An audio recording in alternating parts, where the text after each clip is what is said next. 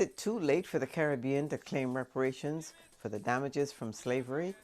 What form would the reparations take, and how would the Caribbean benefit? Stay tuned for more on reparations for the Caribbean, up next on Carib Nation. Hello my people, how you doing today? It's been a long time coming, what I have to say. Look at our culture, things are not the same. Let's not sit down and do nothing while it goes down the drain. Please help me.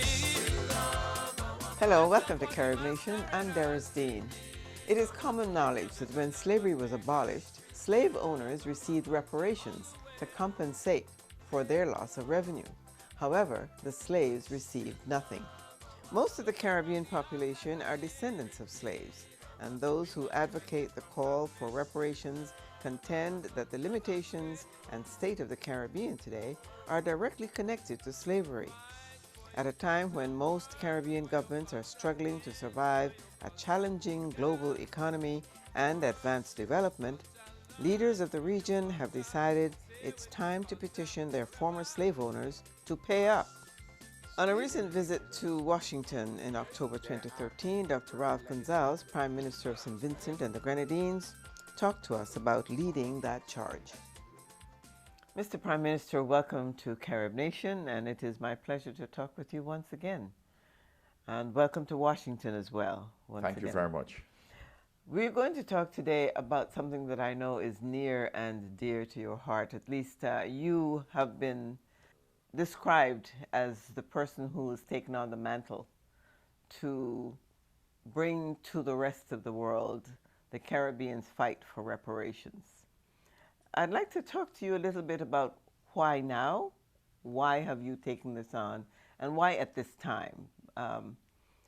We have at least two nations in the Caribbean that are celebrating 50 years of independence, and we have another two or three getting close to that. The question one might ask is, why has it taken so long? Well, first of all, as a general proposition, ideas do take some time to arrive at a state of maturation. As it is often said, ideas whose time have come. And this is an idea, reparations, repairing the legacy of the consequences of native genocide and slavery. It is an idea whose time has come, and it is now at the center stage of public policy in the region. As you are probably aware, there has been for several decades a discourse on reparations in the region and internationally. But the discourse has been taking place certainly in the region among intellectuals, civil society groupings, small groups, yeah, and also very centrally in the Rastafarian community since the 1930s. So that even though we have now had it at the center of public policy for the first time, the discussion has been ongoing. An important staging post in the evolution of discussion, discourse to public policy occurred in 2001, August, at the United Nations Conference to End Racism in South Africa, hosted by President Mbeki. And at that time, and we can speak about the conference if you wish sometime later in the interview, but that brought the issue to the fore. And we saw the negative responses from European governments, from the United States of America, and also from one or two African countries. But there was nevertheless a sufficient momentum on it that one saw that it is now getting into the structured councils of decision making. And then in 2002 or thereabouts, President Jean-Bertrand Aristide made his formal claim in France and to France and against France for reparations for African slavery in Haiti. Incidentally, you said in your introduction that there are two countries, Jamaica and Trinidad and Tobago, which have just celebrated 50 years of independence. Of course, Haiti is way 200 before years. that, yes. But I know you're speaking about the English-speaking Caribbean when you made that point. So that has been the backdrop. And we have now reached the stage by a gradual efflux of time where it is felt that we should have this discussion at center stage. And what I did first was to take it to the smaller regional grouping, the Organization of Eastern Caribbean States, in May, got the discussion in it, got an approval to go forward. I went to Caricom in July. I did a lot of preparatory work. In the meantime, Hilary Beckles had published his book, Britain's Black Debt, Reparations for Native Genocide and Slavery, which is the equivalent in the Caribbean for Randall Robinson's America's Black Debt. Yeah. And the momentum simply built up. And with the new leaders in the region having a sense that the time has come, they said, yes, let us go forward. And the Caricom Reparations Commission has been formed. The individual committees for reparations are being formed nationally.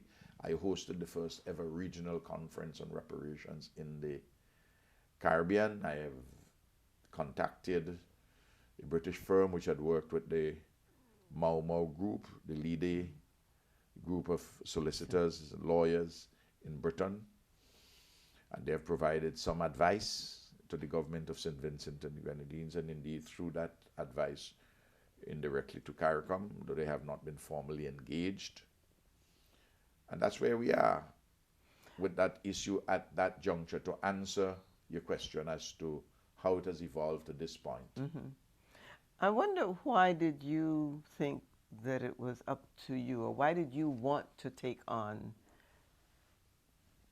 presenting it, taking it forward, and doing all that is required to bring it to the level that you have at this point? Well, somebody has to do it.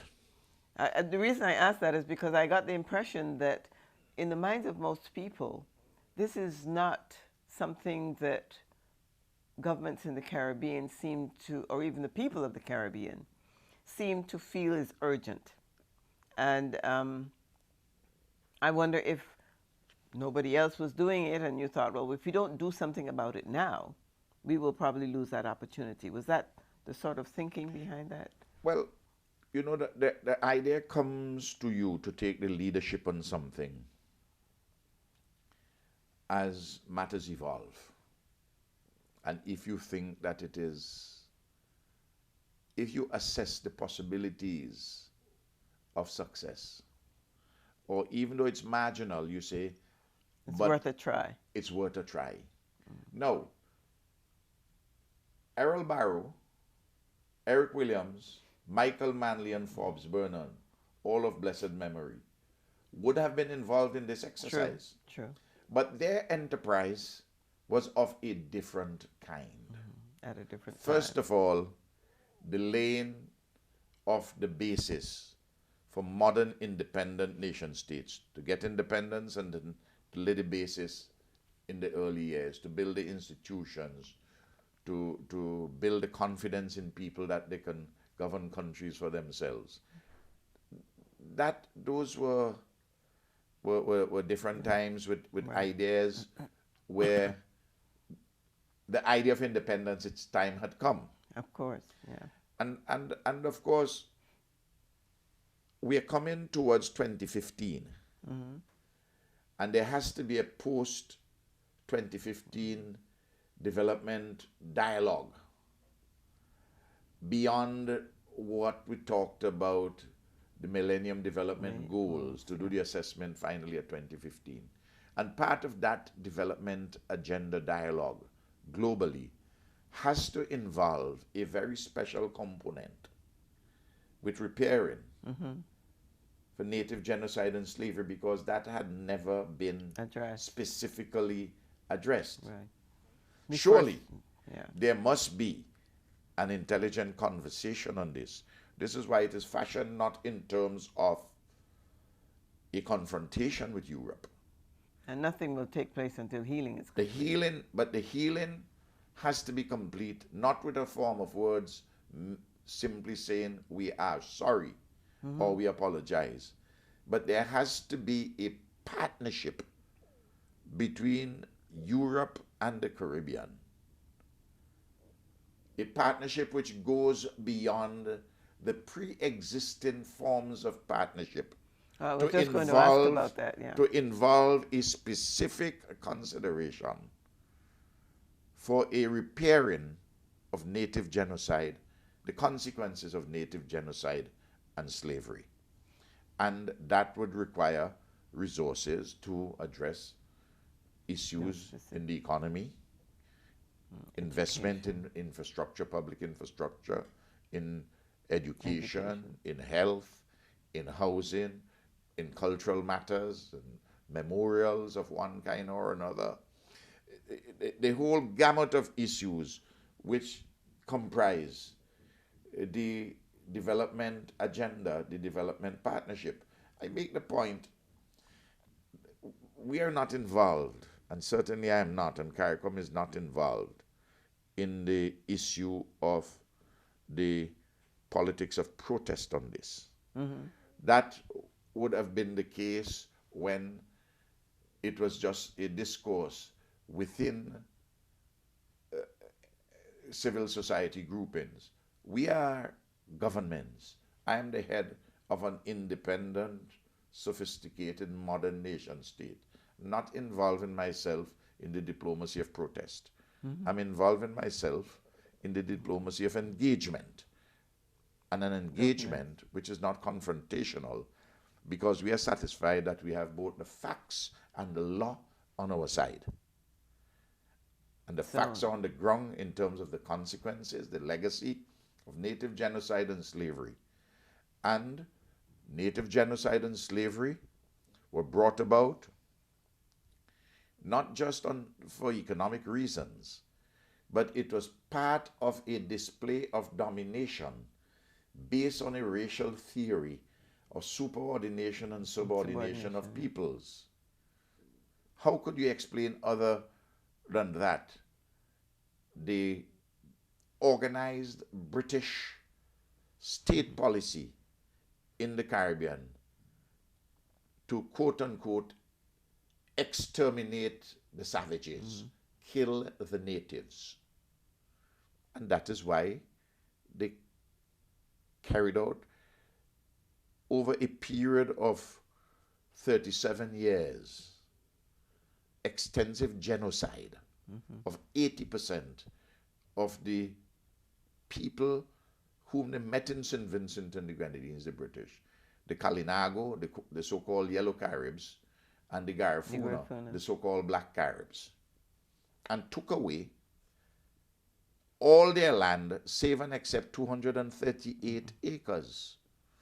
There are consequences still to pay for that today. Similarly, the case of slavery, when the slaves were freed in 1838, the slave masters were compensated and the slaves were not. Now, the case is not being made for a traceability of the individuals today with original peoples or with slaves. That's an impossible task. Yes. So you're not therefore talking about a claim in the normal way in the civil courts based on a civil wrong in tort or in contract. No, that's not what we're doing. So that there are not going to be individual payments to to people. That's not the claim. The claim is all the societies have suffered as a consequence of native genocide and slavery, and in particular, the descendants of those groups today in the Caribbean. So my family my foreparents came as indentured servants from Madeira. After emancipation, they came as indentured servants.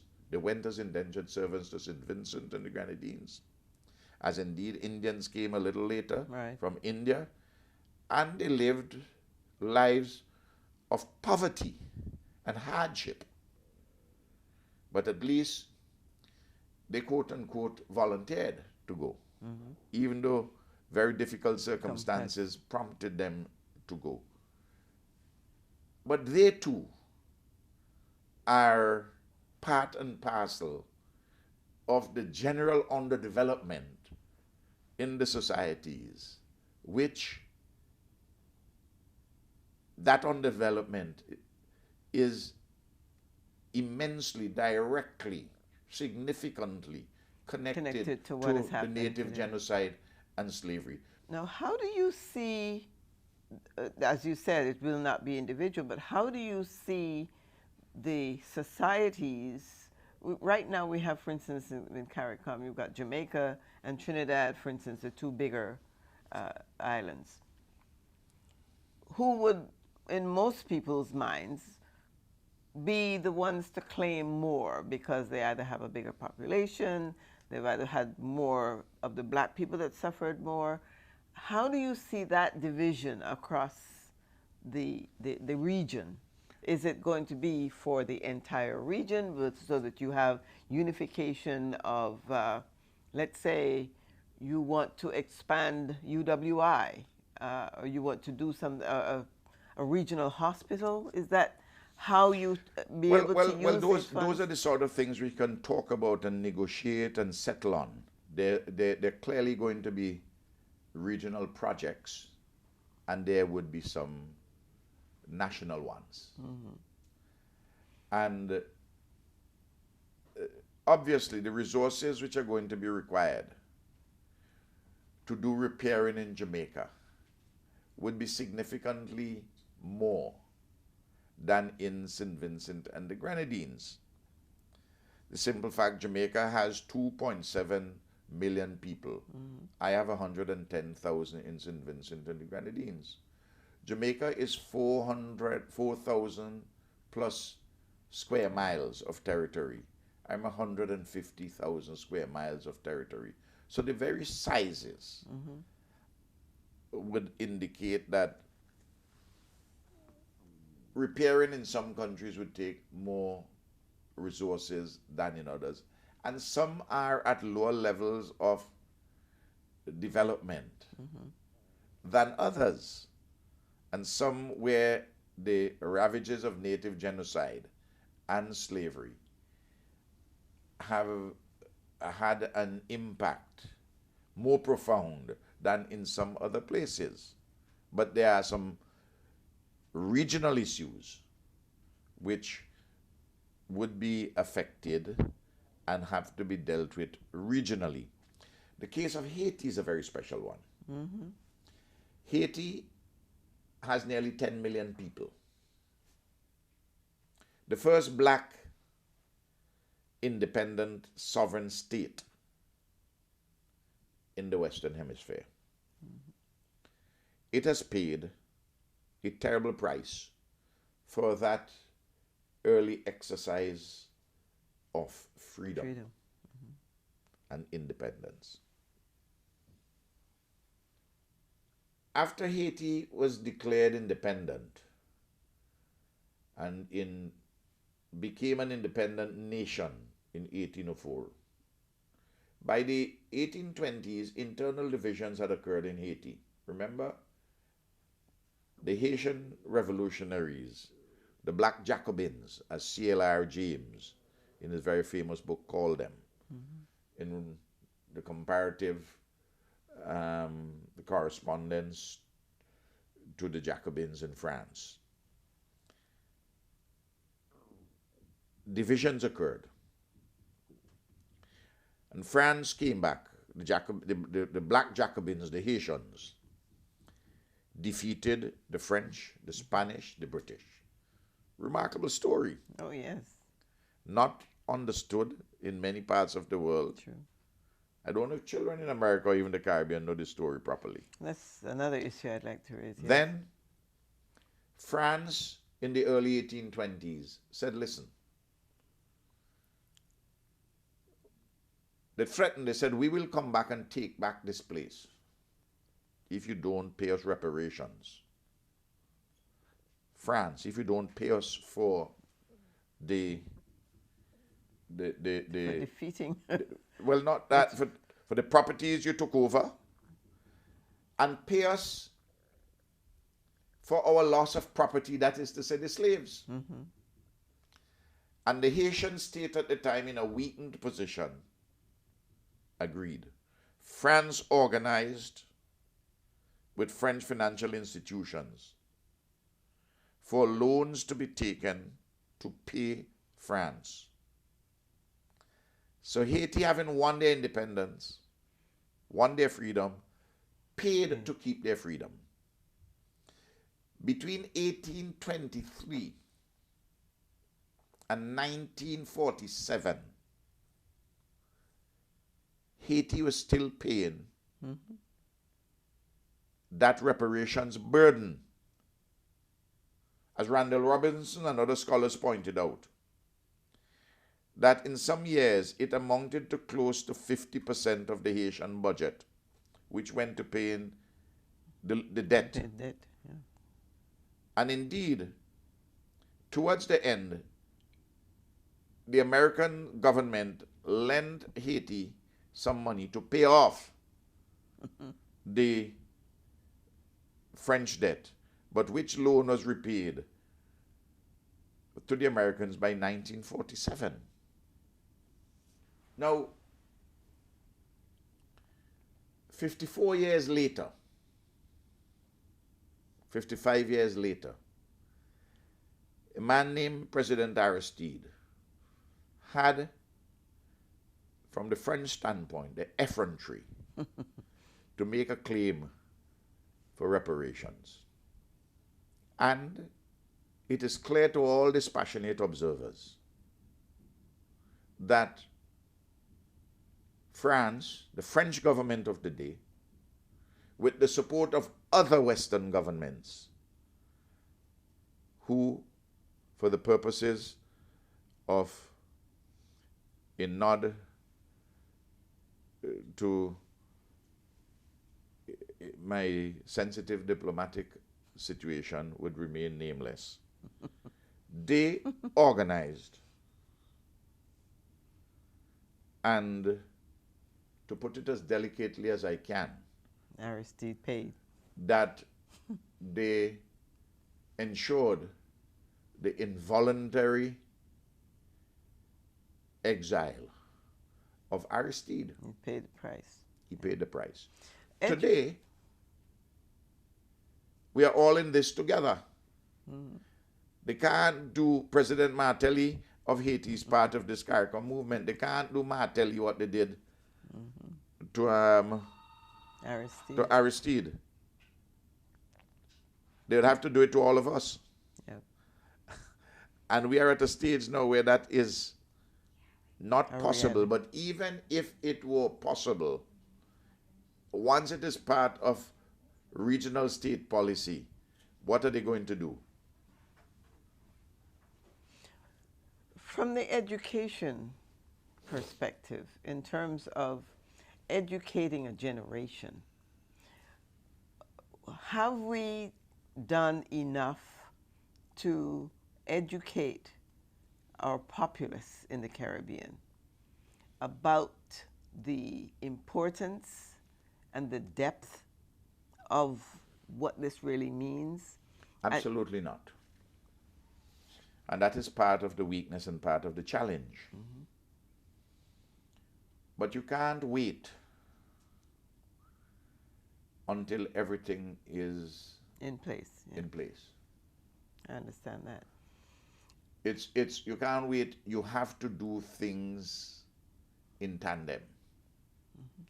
And this hopefully will be a spur not only to a general enhanced political education on this subject, but to make history a compulsory subject in our schools. Right.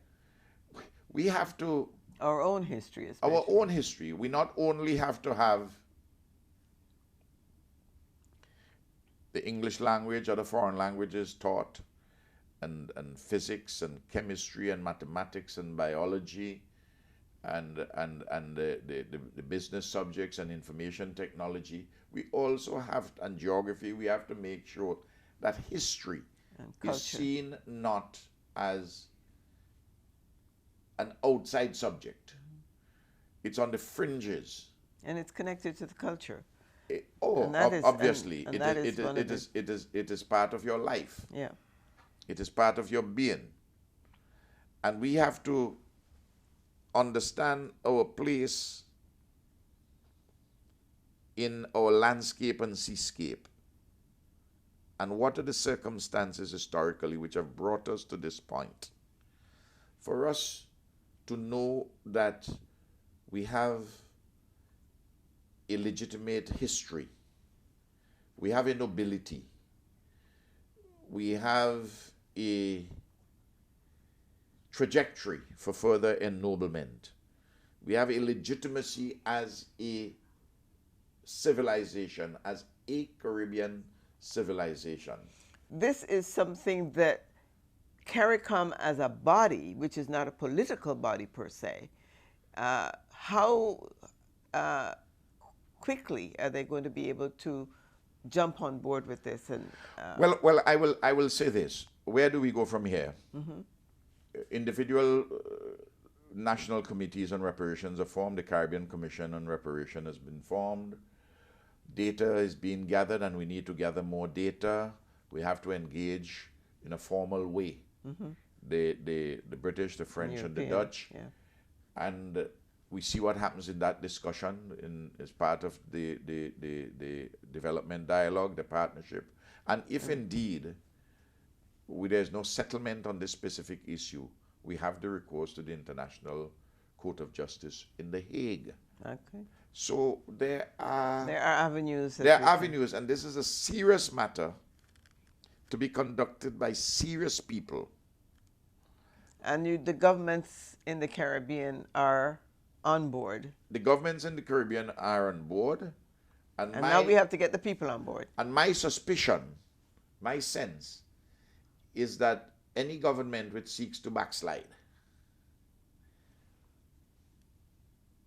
that government will pay a price in the community. Okay, I think that's a poignant point on which to end. Thank you so much. It's been a great pleasure talking with you.